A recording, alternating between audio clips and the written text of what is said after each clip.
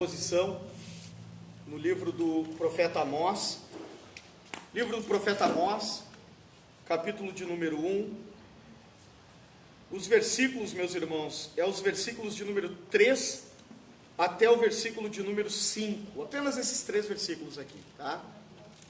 Amós, capítulo 1, versículos de número 3 até o versículo de número 5. Todos acharam? Amém? Então eu vou ler o primeiro versículo e depois vamos lendo aí. Assim diz o Senhor: por 3 transgressões de Damasco e por 4 não suscitarei o castigo, porque trilharam a Gileade com trilhos de ferro. Por isso porei fogo à casa de Azael, e ele consumirá os palácios de Beni-Hadad. Quebrarei a tranca de Damasco e exterminarei o morador do vale do Aven, e aquele que possui o cetro da casa de Éden, e o povo da Síria será levado em cativeiro a Quir, diz o Senhor. Amém. Então,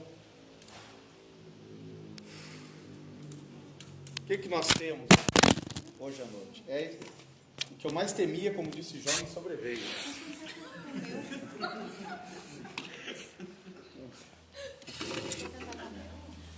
Bora, ao vivo aí, vai no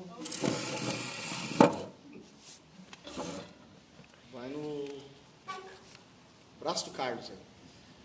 Meus irmãos, hoje à noite, vocês lembram, na quarta passada, daquela introdução, né, sobre o livro de Amós, enfim, e a forma como o profeta Amós, ele começa levando sentença, não é, às nações ao redor de Israel, para mostrar a sua soberania e aí então também trabalhar diretamente com o seu povo, no afã de deixar muito claro que Deus é o Deus de toda a terra e de todas as nações.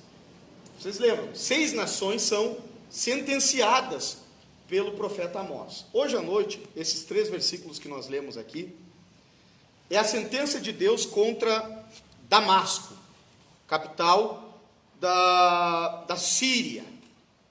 E hoje à noite eu quero rapidamente refletir com os irmãos acerca exatamente dessa sentença. Damasco, um exemplo de juízo de Deus contra a coisificação das pessoas. Porque qual é a sentença? Qual é o pecado de Damasco que é condenada por Deus, por meio do profeta Amós aqui? Qual é a sentença? Por que é que Deus levanta Amós e confronta os sírios, e aqui na representação da sua capital, Damasco? Versículo de número 3 diz o seguinte: assim diz o Senhor, por 3 transgressões de Damasco e por 4 não suscitarei castigo, porque trilharam a Gileade com trilhos de ferro. Pecado de Damasco foi trilhar Gileade com trilhos de ferro. Eles simplesmente foram extremamente cruéis na forma como executaram os gileaditas e foram extremamente desumanos no seu trato. É interessante que o profeta Amós, ele usa a seguinte figura de linguagem, não é?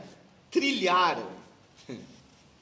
Então, trilhar é o que um homem faz a uma coisa, ao grão colhido, a fim de extrair do grão o seu lucro.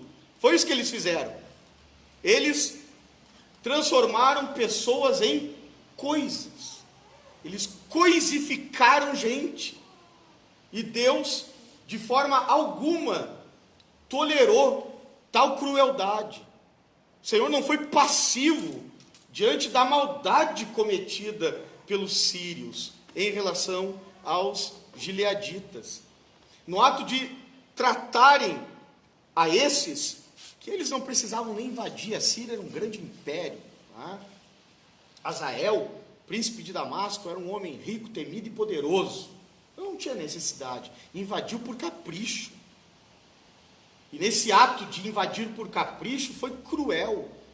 Quando o profeta Amós, ele traz essa palavra de sentença, trilharam, isso está reportando uma situação histórica onde eles com instrumentos, como que sendo um ancinho, né, gigante, eles passavam por cima daqueles que eram vencidos ou abatidos em batalha, simplesmente estraçalhando quem estava agonizando, simplesmente se nutrindo e se alimentando da barbárie. E aí, esse gesto é contemplado por Deus e na boca de Amós ele é confrontado. Na boca de Amós ele é denunciado. Deus diz, não, agora basta. A maldade, a crueldade desse gesto na coisificação de gente não vai ficar impune diante da justiça de Deus. E aí a grande pergunta é, uau, esse povo sírio era ruim mesmo, né, irmão Davi? Matar essa raça ruim. O problema é que muitos de nós, em algum momento da vida, cometemos e reproduzimos o mesmo pecado dos sírios. Quando nós coisificamos gente, quando nós amamos as coisas e usamos as pessoas, quando as pessoas elas viram um meio, quando gente para nós é um instrumento, ou de satisfação pessoal, ou um trampolim para a realização de alguma coisa. Quanto marido, que muitas vezes, no afã de se locupletar na família, oprime e esmaga todo mundo em casa. É o pecado de Damasco. Quanto a mulher, que manipula seu marido, seu companheiro de vida, a fim de que ele exerça todos os seus caprichos e suas vontades. Muitas mulheres têm a capacidade de negociar, inclusive, a sua vida íntima, a sua vida sexual em casa, quando os seus desejos e caprichos não são satisfeitos no lar e na família. Pinta a casa de amarelo, mulher, vai ficar ridículo, então não tem.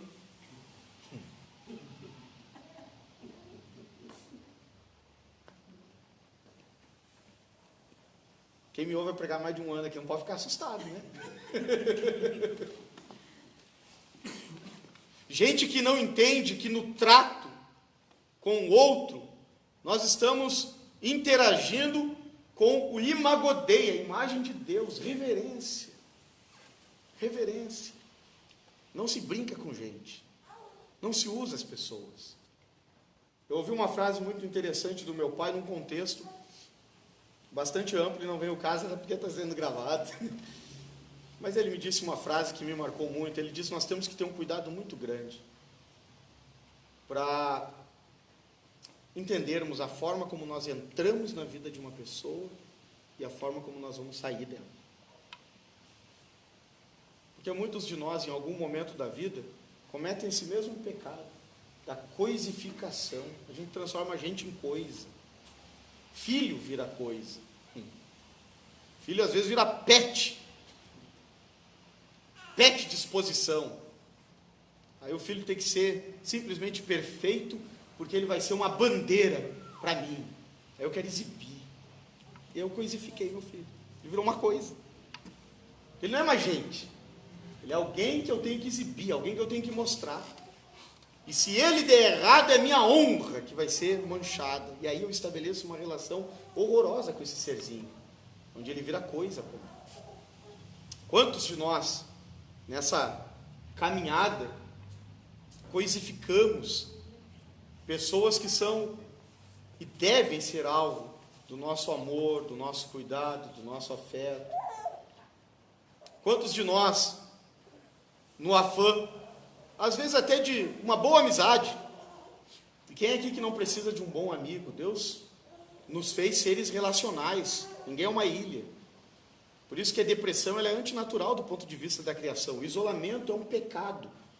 A solitude, o fato de se entender sozinho, entender que a gente pode curtir a vida e aproveitar coisas. Sócio é uma coisa, agora a solidão é outra, a ausência, a reclusão, a fuga, Isso é pecaminoso, isso é antinatural do ponto de vista da criação. O Criador é um ser único, é um só Deus, mas é trino, é Pai, Filho e Espírito Santo, e exerce uma relação de amor consigo mesmo desde toda a eternidade. Nos criou sua imagem e semelhança, de maneira que nós somos seres relacionais, nós temos uma necessidade relacional. Quem é aqui que não tem necessidade de um bom amigo? Agora, muitos de nós nos coisificamos para ter um bom amigo. A gente vira coisa na mão de alguém para ter atenção, para ter um momento de um bate-papo, para ter uma companhia, para sair para passear. A gente se anula às vezes e vira assim uma coisa. Quem é que talvez nunca viveu isso? Meus irmãos, a sentença do profeta Amós contra a Síria trabalha exatamente isso. As relações interpessoais, as relações afetivas.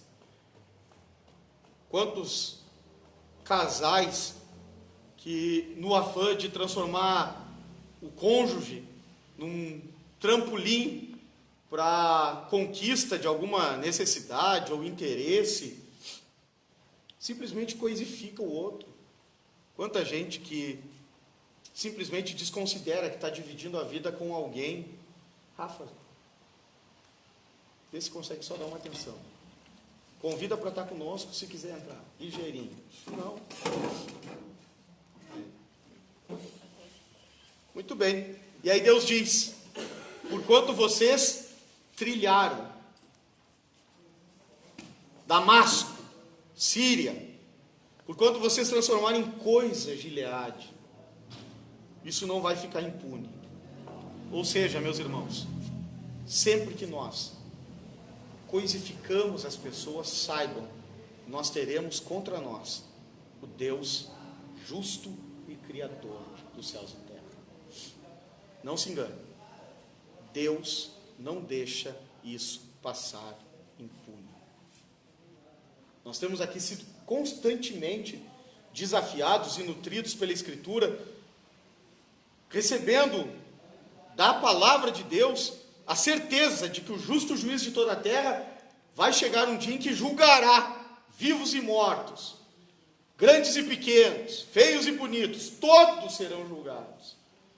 E o ato da coisificação humana não fica impune diante do Senhor nosso Deus.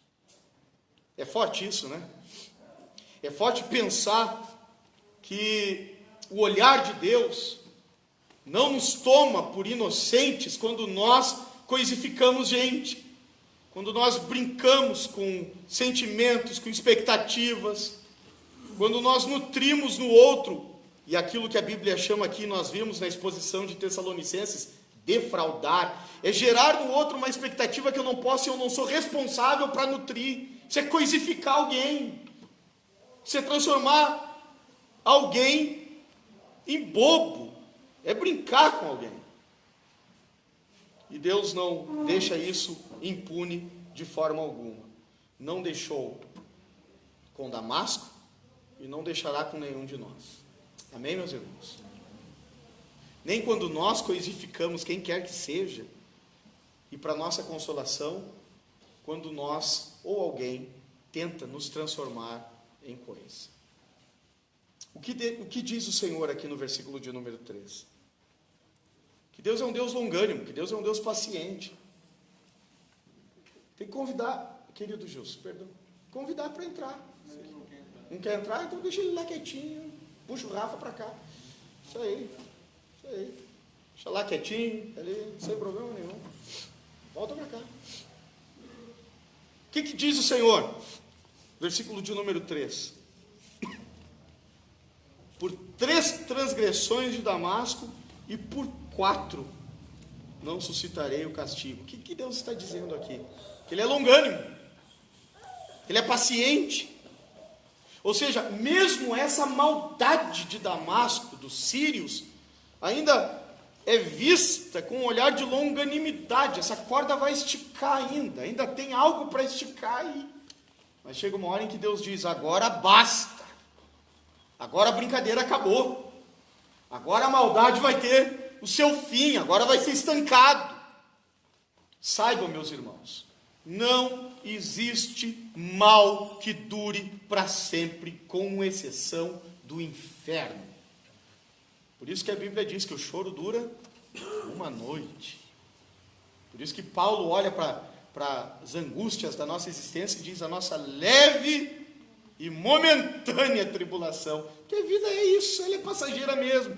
Vai passar. Essa noite eu quero dizer a você, no nome de Jesus, vai passar.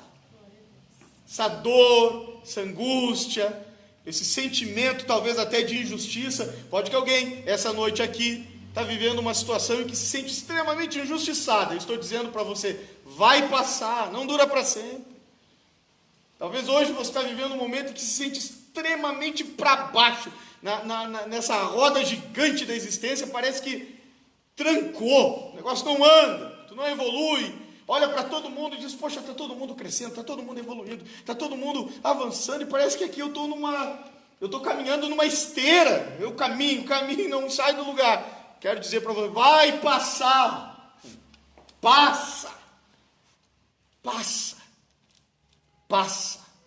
não dura para sempre. A questão é, de que lado nós estamos hoje à noite? Se nós somos aqueles que fazem parte dos que estão na ponta da corda, sendo ela retesada, ou se nós somos aqueles que estão puxando, esticando, usando, sendo, de alguma maneira, profundamente mau caráter, pecaminosos, na forma como nós exercemos as nossas relações. O Senhor está dizendo: olha, houve tempo, mas chegou uma hora que há um basta. Pecado não vale a pena, gente. A Bíblia diz: não erreis. Deus não se deixa escarnecer. Tudo aquilo que o homem plantar, isso ele vai colher. E escute, quem planta uma semente não colhe uma fruta só. Vou repetir. Não brinca com o pecado. Quem planta uma semente não colhe uma fruta só. Dependendo da natureza da semente, nasce e vem pezinho carregado. Tem muita gente que na velhice, às vezes a gente olha assim para... Tem muita injustiça, né? Até porque a gente vive hoje numa geração onde o pessoal põe filho na creche, pai no asilo e sai para passear com um cachorrinho. Não é verdade? Não é isso que acontece aí? Pai está no asilo, filho está na creche, e o bobalhão está lá com um cachorrinho, cheio de afeto, né? Com pet, né? Com a sacolinha para juntar o cocôzinho do cachorrinho. Essa é a geração que a gente vive, essa é a realidade do mundo que a gente vive. Agora, essa noite, meus irmãos, a minha oração é que essa sentença dada por Deus a Damasco sirva de alerta para o nosso coração. Que esse confronto do profeta Amós com a realidade dos sírios sirva de confronto para o nosso coração. Essas coisas não ficam impunes. Essas coisificações, brincar com gente, brincar com pessoas, é sério aos olhos de Deus. Aqui, meus irmãos, vou repetir: brincar com gente, brincar com pessoas é sério aos olhos de Deus.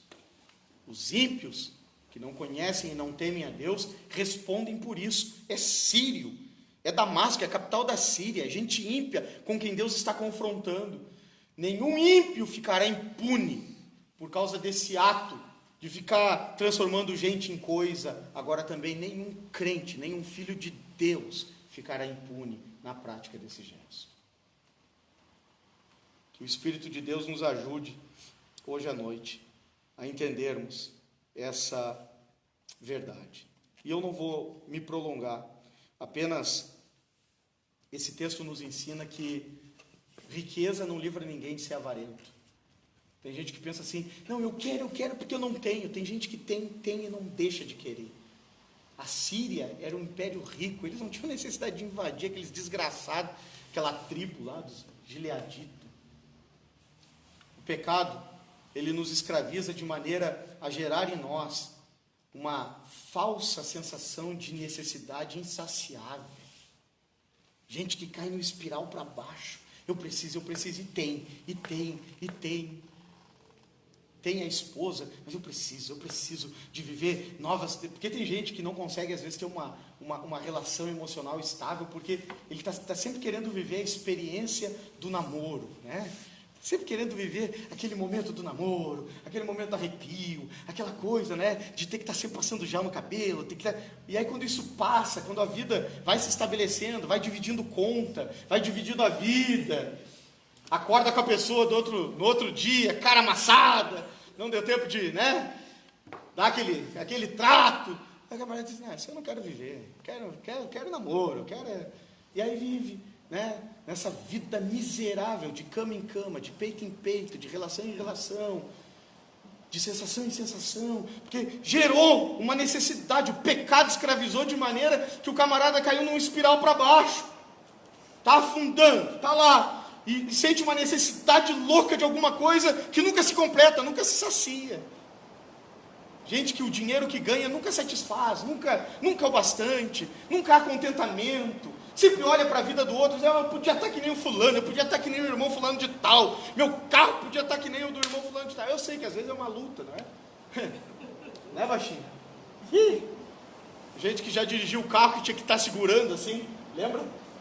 Cristo, ó, ela lembrou. A gente viajou com casa. Muitas vezes. Pior. Monzão, não negava a estrada, mas quando parava tinha que largar ele lá para ver depois o que a gente ia fazer com aquilo. Mas passa, não durou para sempre. Amém, meus irmãos?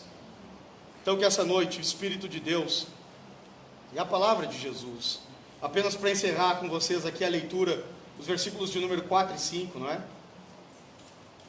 Por isso meterei fogo à casa de Azael, príncipe de Damasco, fogo que consumirá os seus castelos de Ben-Hadad, quebrarei o ferrolho de Damasco, e eliminarei o morador de Piquiate, Avém, e ao que tem o centro de Bet-Eden, e o povo da Síria será levado em cativeiro a Kir, diz o Senhor. Kir, para encerrar, em hebraico, significa sem nação, sem pátria, despatriado. E é interessante que Deus diz assim, a sentença contra eles vai ser aonde? Eu vou esmigalhar os instrumentos que eles usaram para fazer mal. O juízo de Deus, meus irmãos, contra a coisificação, é como um bumerangue, vai. Aí a gente olha assim, nunca vai acontecer, não dá nada, com fulano não acontece nada, o bumeranguezinho está indo.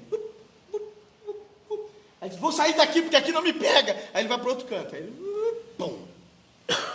Interessante, o profeta Amós diz, vai ser exatamente o que eu vou destruir, os instrumentos que eles usaram para fazer o mal, os instrumentos que eles usaram para esmagar, para se nutrir da violência. Vocês já viram que tem muita gente que nessa vida, que usa a sua beleza para seduzir, para arrasar. Tem gente que às vezes termina feia para dedéu. Você viu esse bando de artista, né? Eles vão ficando velhos, vão ficando apavorados. Tem uns que vão caindo num ridículo, né? Porque aí põe o negócio aqui, enche a cara, e aí põe o negócio na boca, fica aquela boca horrorosa, né? Parece um jundiá. Ela não quer ficar feia.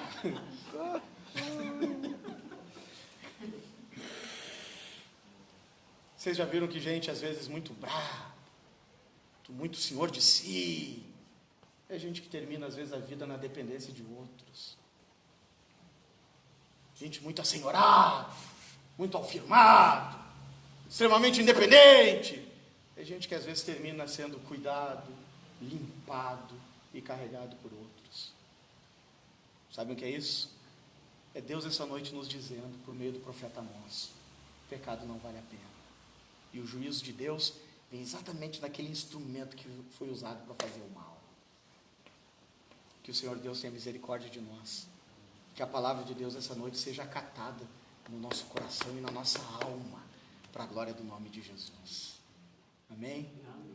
Ninguém sai daqui dizendo que o pastor hoje veio aqui para amaldiçoar, para embarangar as bonitas, não é nada disso aí não. É simplesmente porque essa é a realidade da vida, o juízo de Deus não brinca. Assim como o juízo de Deus não brinca, a sua misericórdia também não. Deus nos dá tempo. Deus fala. Por 3 transgressões de Damasco, mas na quarta não vai mais. Hoje é um tempo que Deus está nos dando, de nos arrependermos diante dele e dizer: Senhor, tem misericórdia de mim. Tem misericórdia como eu estou sendo otário.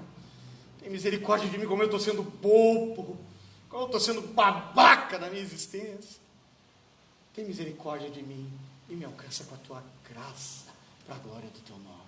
Amém? Amém. Que o Senhor Jesus nos ajude, que a palavra de Deus abunde e frutifique em cada um de nós. Vamos colocar de pé, vamos orar. Em nome de Jesus.